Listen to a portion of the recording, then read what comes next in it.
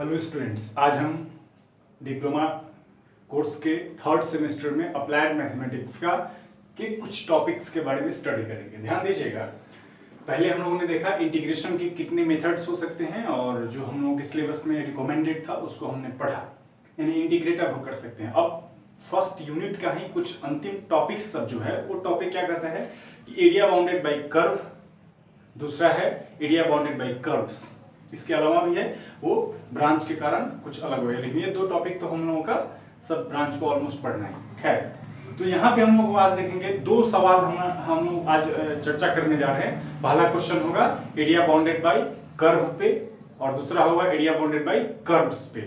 Okay, तो curve और curves दोनों ऐसे ही नहीं लिखा गया है, दोनों का कुछ पार्टिकुलर मीनिंग है। ध्यान देंगे, एरिया बाउंडेड बाई कर्व का मतलब क्या हुआ कि एक कर्व दिया हुआ है, एक कर्व दिया हुआ है और एक्स एक्सिस उसके साथ होगा या वाई एक्सिस होगा और फिर कोई एलिमेंट्री पार्ट होगा, ऑर्डिनेट्स होगा, एक्सिस होगा और कर्व होगा, या एब्सिसा होगा, कर्व होगा और एक्सिस होगा। इस तरीके से हम लोगों को पढ़ना है। एक्सिस में एक्स वाई कुछ भी हो सकता है। खैर, तो पहला क्वेश्चन करते हैं, find the area of the region bounded by the curve y square is equal to 4x and the line x is equal to 3। तो x इज इक्वल टू 3 आप लोगों ने बेसिक मैथमेटिक्स में स्ट्रेट लाइन जब पढ़ा होगा तो उसमें देखा होगा कि x is equal to constant अगर हो तो लाइन किसके पैरेलल होगी, y अक्ष के समांतर होगी। तो हमने एक फिगर, और दूसरा बेसिक मैथमेटिक्स में ही हम लोगों ने पढ़ा कि y square is equal to 4x हो या y square is equal to 4ax हो या y square is equal to x हो, तब कर्व जो हमारा होगा किसके अबाउट सिमेट्रिक होगा। तो कर्व जो हमारा होगा वो अगर y square is equal to 4ax का फॉर्म है तो कर्व हमारा होगा x अक्ष के सिमेट्रिक, x अक्ष के अबाउट हुआ सिमेट्रिक होगा। तो हमने कर्व तो फिगर तो ड्रॉ कर लिया। फिगर हमारा ये फिगर 1 जो हमारा है, फिगर 1 जो है हमारा इस तरीके से हुआ। तो कहता है कि y square is equal to 4x parabola है। पैराबोला का हमने फिगर यहाँ पे ड्रॉ किया। अब पैराबोला का फिगर ड्रॉ किया तो सिमेट्री का अर्थ क्या हुआ कि x अक्ष के अबाउट अगर वो सिमेट्रिक है तो जितना शेप x अक्ष के ऊपर में बनाती है वो कर्व, उतना ही शेप x अक्ष के नीचे वो बनाएगी। इसी का मतलब होता है सिमेट्री। ठीक, तो हमसे पूछता है कि इस कर्व के द्वारा और इस लाइन x इक्वल टू 3 के द्वारा घिरे क्षेत्र का क्षेत्रफल बताइए। किसके का इस्तेमाल करते हुए, तो इंटीग्रेशन मेथड का, डेफिनेट इंटीग्रेशन मेथड का इस्तेमाल करते हुए। तो डेफिनेट इंटीग्रेशन मेथड के थ्रू हम क्या करेंगे, सबसे पहले चूंकि कर्व तो हमारा सिमेट्रिक है, x अक्ष के समान के सममित है, सिमेट्रिक है, तो हम अगर एरिया ऑफ MOAM का अगर क्षेत्रफल निकाले और उसको 2 से मल्टीप्लाई कर दे तो इस कर्व के इस पैराबोला और इस straight line x equal to 3 के द्वारा जो घिरा हुआ क्षेत्र सबका एरिया निकल जाएगा। तो यही हमने काम किया है। और clearly y square equal to 4x का वर्टेक्स क्या होगा, तो ओरिजिन होगा। क्यों होगा, बेसिक मैथमेटिक्स का हेल्प ले सकते हैं। और उसके बाद क्या है, लाइन x इक्वल टू 3 का हमने यहाँ पे ड्रॉ किया, लाइन क्या है MN। ओके, अब हमको रिक्वायर्ड एरिया क्या चाहिए, रिक्वायर्ड एरिया क्या होगा, OMANO, ये पूरा एरिया चाहिए। और जो कि ये सिमेट्रिक शेप है इसीलिए अगर हम ऊपर का या नीचे का कोई, वी आर वेरी फ्री, का एरिया निकाल के 2 से मल्टीप्लाई कर दे तो हमारा पूरा एरिया निकल जाएगा। तो हमने क्या किया है, एरिया ऑफ OMANO का एरिया निकालने के लिए 2 इंटू एरिया ऑफ OMAO का एरिया निकालेंगे। तो ध्यान दीजिए इसका ऑर्डिनेट्स, इसमें एक तो कर्व ये हो गया आपका कर्व, ये आपका कर्व एक हुआ, ठीक है, ये कर्व हुआ जिस कर्व का रिप्रेजेंटेशन क्या है, y square is equal to 4x, या इसको और मैं लिखूं तो लिख सकता हूं y is equal to root 4x, y is equal to root 4x। ठीक है, तो y is equal to root 4x, या इसको लिखा जा सकता है y is equal to fx बराबर root 4x, y equal to fx बराबर रूट 4x। अब कोई भी एक हम बिंदु लेते हैं इस कर्व पे, y square is equal to 4x या fx is equal to root 4x पे कोई p लेते हैं जिसका कोऑर्डिनेट क्या है, xy है। अब ध्यान दीजिएगा, हम लोगों ने पीछे क्लासेस में डिस्कस किया है कि एलिमेंट्री पार्ट भाई क्या होगा, एलिमेंट्री एरिया क्या होगा, अगर जब x अक्ष पे कोई एक हम स्ट्रिप ड्रॉ करते हैं तो उसकी विड्थ क्या लेते हैं dx और लंबाई क्या लेते हैं y, और इसीलिए pxy कोई एक पॉइंट है, आर्बिट्रेरी पॉइंट है, तो इस p और q की लंबाई क्या होगी y, और d इस स्ट्रिप की डेप्थ क्या होगी, चौड़ाई क्या होगी dx। तो एक एलिमेंट्री पार्ट PQRS का क्षेत्रफल क्या होगा y इंटू dx। ओके, अब हमको क्या करना है, ऐसा एलिमेंट्री पाई कहां से कहां तक शुरू होगा, तो 0 से लेकर x = 3 तक, यानी 0 से लेकर a तक जितने पॉसिबल हो एलिमेंट्री स्ट्रिप, उसका हम क्या करना है कि उस सब का एरिया निकाल के सबको सम कर देना है, और यानी कि इंटीग्रेट कर देना है। तो इंटीग्रेट करेंगे तो यहां भी हम करेंगे तो हमको हमारा जो जनरल एरिया कहलाएगा dx इंटू वाई, यहां भी बीच में भी किए हैं तो dx इंटू वाई, कहीं भी करेंगे तो चूंकि वेरिएबल है x y उसका कोऑर्डिनेट होगा ही होगा, और dx हमेशा डेप्थ लेते हैं, ये बराबर डेप्थ का होता है, अलग अलग डेप्थ का नहीं, इक्वल डेप्थ का। डेप्थ हमेशा कहां होगा, dx की लंबाई क्या होगी dx होगी, तो dx इंटू वाई। तो एक एलिमेंट्री स्ट्रिप का हो गया dx इंटू वाई, ठीक है, एक एलिमेंट्री स्ट्रिप का हो गया dx इंटू वाई, और इस तरीके से कहां तक, 0 से लेकर के कहां तक 3 तक, x = 3 तक, ये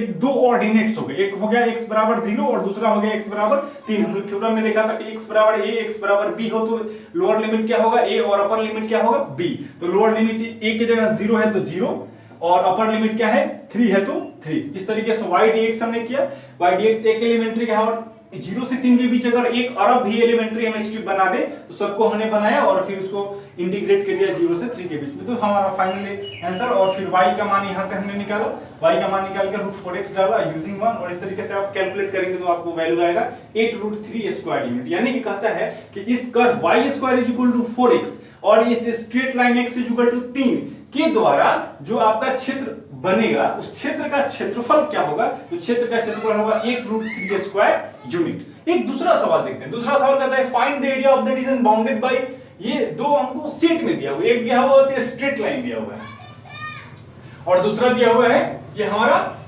इनइक्वालिटी इक्वेशन। ये दोनों का हम लोग, खैर ये तो सिलेबस में मेंशन नहीं है, तो सबसे पहले देखेंगे कि इस दोनों इक्वेशंस से बनने वाला कॉमन एरिया क्या होगा। तो हमने फिगर यहां पे दिया, और चूंकि सर्कल का इक्वेशन होगा x² + y² = 4, और इस इनइक्वालिटी से जो इक्वेशन बनाएंगे उस इक्वेशन का नाम होगा 3x + y = 2।